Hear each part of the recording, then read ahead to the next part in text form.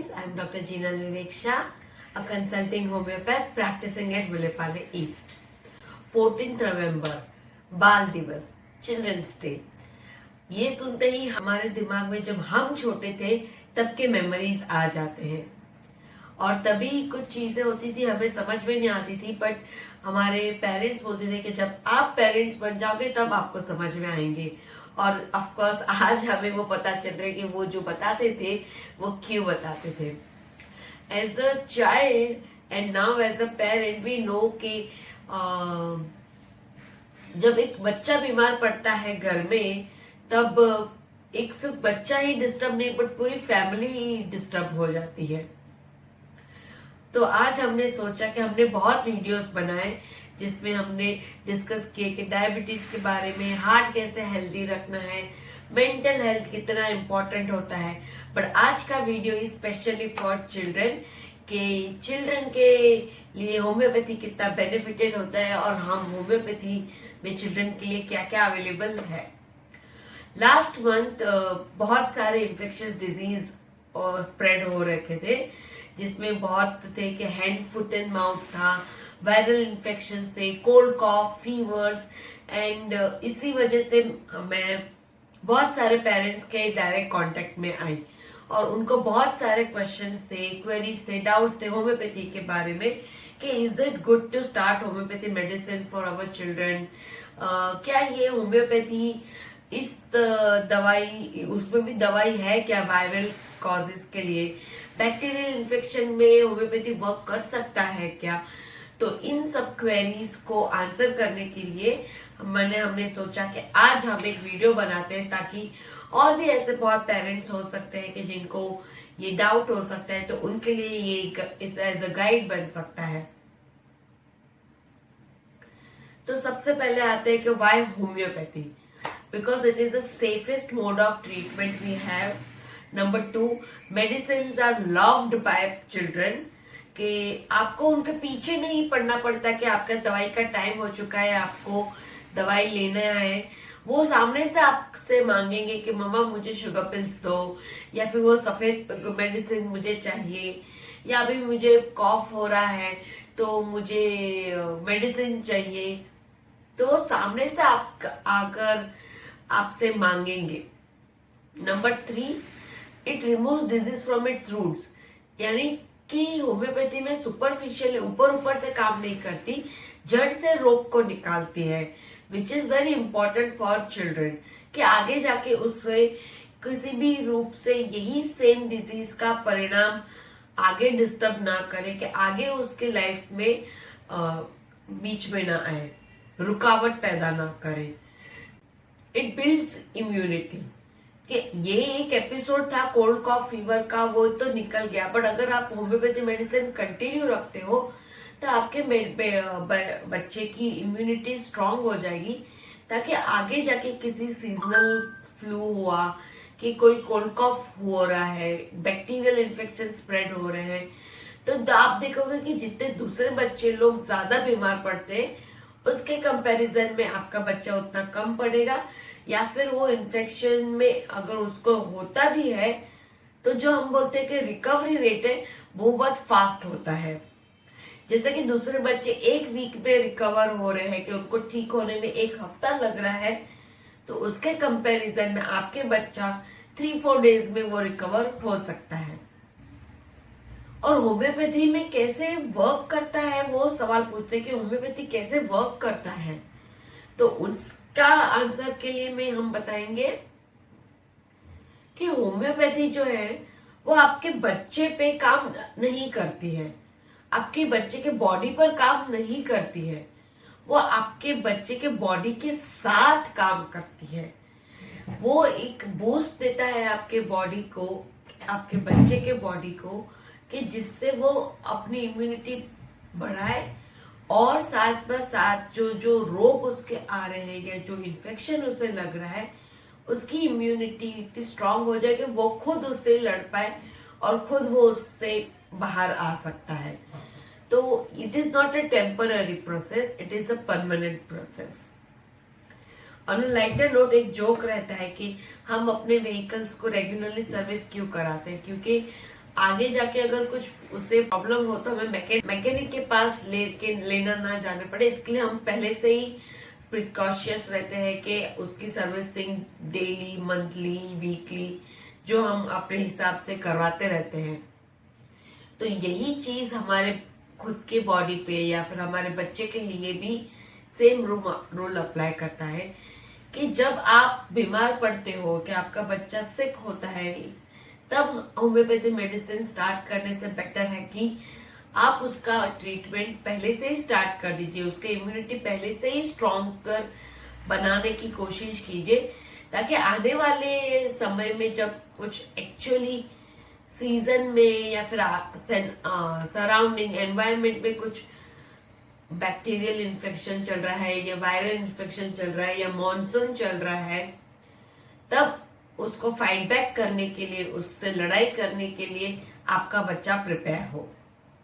और लोगों में बहुत सारी गलतफहमियां हैं कि मेरा बच्चा तो फीवर है तो इसलिए मैंने उसको अभी क्रोसिन दे दिया है, एक बार फीवर सेटल हो जाएगा फिर मैं क्लिनिक में लाती हूँ। अरे आपका बच्चा अभी बीमार है तो अब उसका फीवर सेटल होने के बाद आने के बजाय आप तुरंत उसे लाइए, ताकि हम तभी से ट्रीटमेंट स्टार्ट करें तो उससे आगे जाके फीवर की कॉम्प्लिकेशंस ना हो। तो लोग बोलते हैं कि नहीं फिर बहुत टाइम लगता है ना, फीवर में वो इतने सारा टाइम रहेगा नहीं। हमने सुना है कि होम्योपैथिक हिस्ट्री में तो 1-1 घंटा लग जाता है, उतना टाइम तो बच्चा बैठेगा नहीं। तो उसका डाउट सॉल्व करने के लिए मैं ये एक्सप्लेनेशन दूंगी कि जब आपका बच्चा किसी अक्यूट सिचुएशन में है, for example he is coughing, कि उसे डायरिया हो गया है, कि किसी इन्फेक्शन हो रहा है जिसमें इसका फीवर 101, 102 है, तब उस समय हम लंबा होम्योपैथिक हिस्ट्री लेने नहीं बैठते।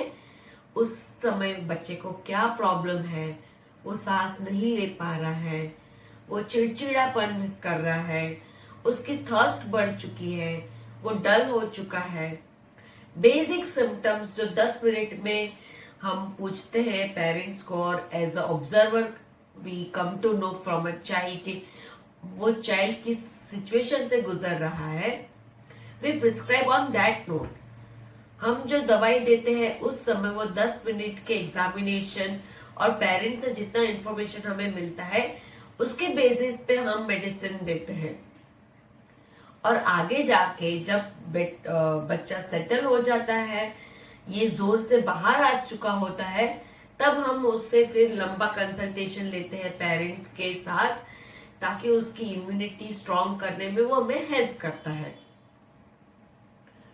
बहुत सारे टाइम हम प्रेगनेंसी हिस्ट्री भी लेते हैं for child case, if your child is below 14 years, तो pregnancy history for of a mother is very important. तो लोग पूछते हैं कि उसकी क्या जरूरत होती है। It is very important. पहले से ही लोग बोलते आ रहे हैं कि जब मदर प्रेग्नेंट हो जाती है कि आपको खुश रहना चाहिए, आपको अच्छा पढ़ना चाहिए, आपको अच्छा देखना चाहिए, आपको अच्छे सराउंडिंग में, कंपनी में रहना चाहिए, ताकि उसका असर बेबीज पे पड़ता है। It is very right. Whatever we think, whatever we watch, whatever we read, it completely goes in our baby's heart, mind as well. इसीलिए अगर उस दौरान आप किसी स्ट्रेस से गुजरे हो या उस समय आपको किसी बीमारी हुई थी, कोई मेडिसिन आपने लिए हैं, तो उसका असर आपके बेबीज पे पड़ सकता है।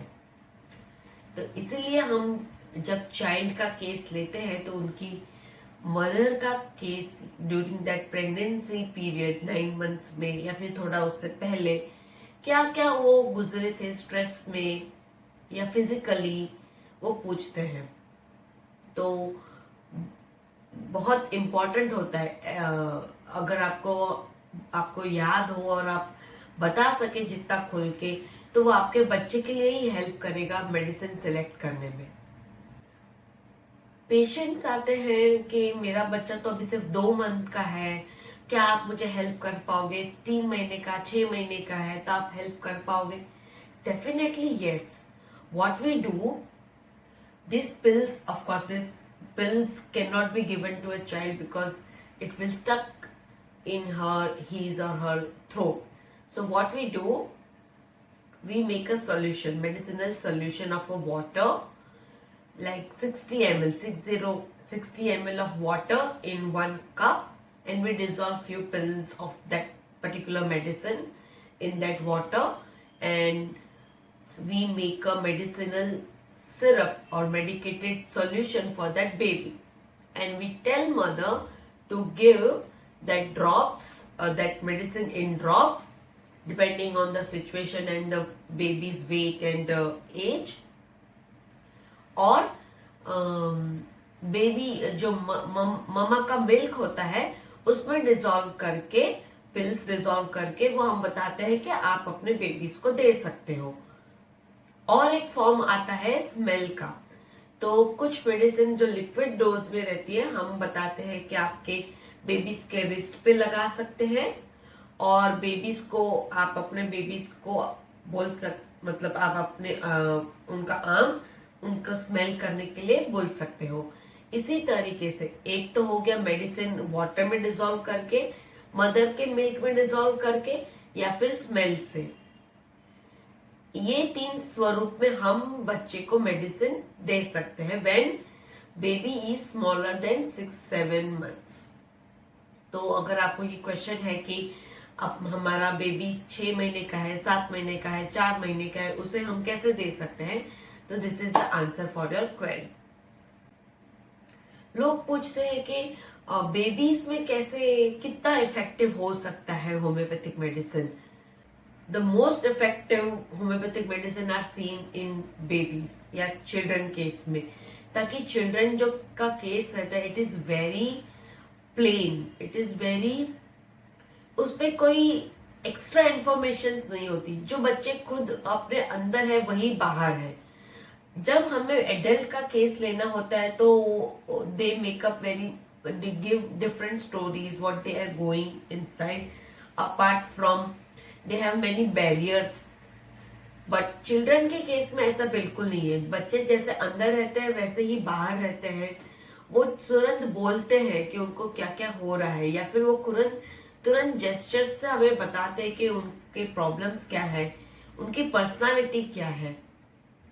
तो it is the best and the most effective pathy for children. फिर लोग पूछते हैं कि ऐसे कौन से डिजीज है जिसमें होम्योपैथी वर्क करता है स्पेशली फॉर चिल्ड्रन। तो these are the list. For I will start with bacterial infection, viral infection, hand, foot and mouth infection, skin diseases, urticaria, upper respiratory tract infection, abdominal disorders जिसमें आता है कि constipation, diarrhea, worms, या फिर colic के बहुत पेट दुख रहा है, सारे इन्वेस्टिगेशन करा लिए लेकिन कुछ आया नहीं, asthma, allergic rhinitis, ADHD, autism. Growth के लिए बहुत सारे पेरेंट्स आते हैं कि हमारा बच्चा खाता नहीं है, या फिर खा रहा है बट उसकी मात्रा में उसकी हाइट या बॉडी का इतना इम्प्रूव नहीं हो रही है। Specially homeopathy works on mind, body and social behaviour. तो अगर आपके बॉडी के इम्यूनिटी के साथ साथ आपके बच्चे की mental behaviour, social behaviour and of course physical growth, जो ग्रोथ इंपॉर्टेंट होती है वो होम्योपैथी मेडिसिन आपके बच्चे को दे सकता है। लर्निंग डिसेबिलिटीज, अगर आज हम अपने बच्चे के सुरक्षित भविष्य के लिए सोच रहे हैं तो वी आर थिंकिंग कि आगे जाके भारत का भविष्य और आगे जाके दुनिया का भविष्य बहुत सुरक्षित हाथों में होगा। इसी अच्छे कॉज के लिए अपने बच्चे को होम्योपैथिक ट्रीटमेंट दीजिए। It is safe for them, it is safe for you. Thank you for watching. Take care, bye bye.